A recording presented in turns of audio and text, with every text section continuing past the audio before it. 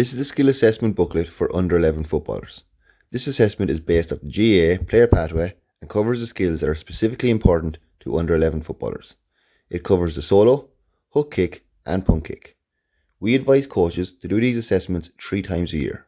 Once at the start of the year to see where your players are at in terms of skill development, once in the middle of the year to monitor how your players are progressing, and again at the end of the year to see if your players reach targets laid out in the booklet. Skill assessing your players can help coaches to see which skills the team performs well, and it can help coaches to pinpoint areas that need extra work. It can also show individual players where they are strong and not so strong, and it may motivate them to practice their skills at home.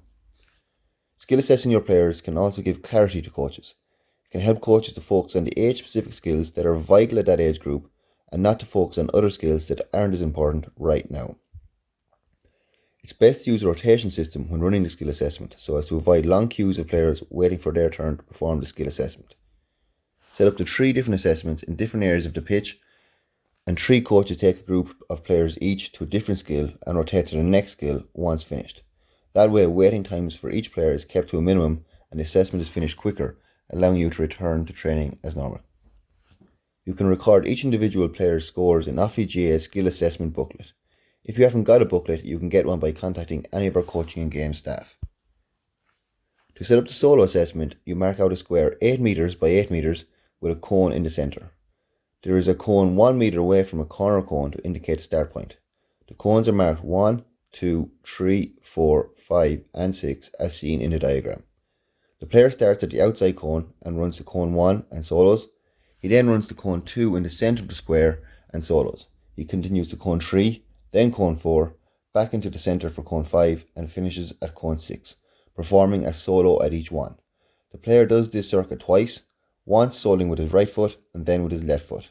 He does 12 solos in total and gets 10 points for each successful solo.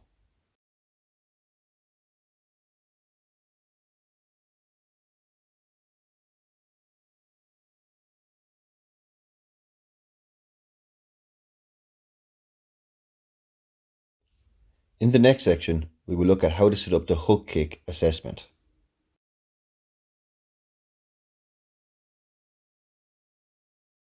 To set up the hook kick assessment, cone 1 is placed 5 metres to the right of the centre point of the 14 metre line, and cone 2 is placed 5 metres to the left of the 14 metre centre point.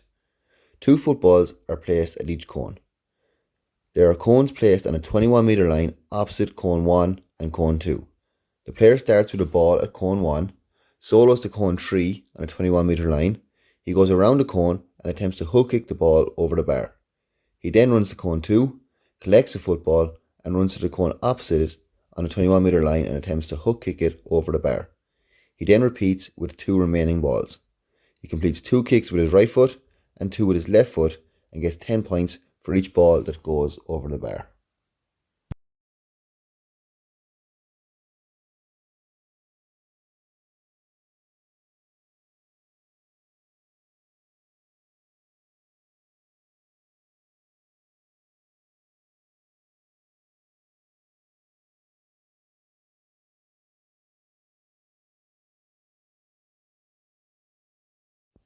In the next section, we will look at how to set up the punt kick assessment.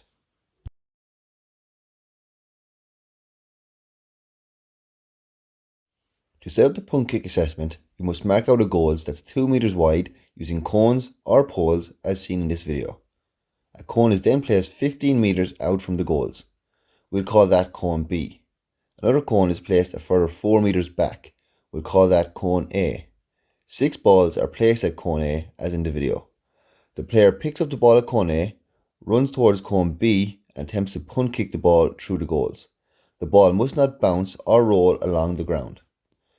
The player then returns to cone A and repeats.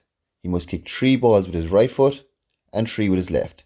He gets 10 points for each successful kick.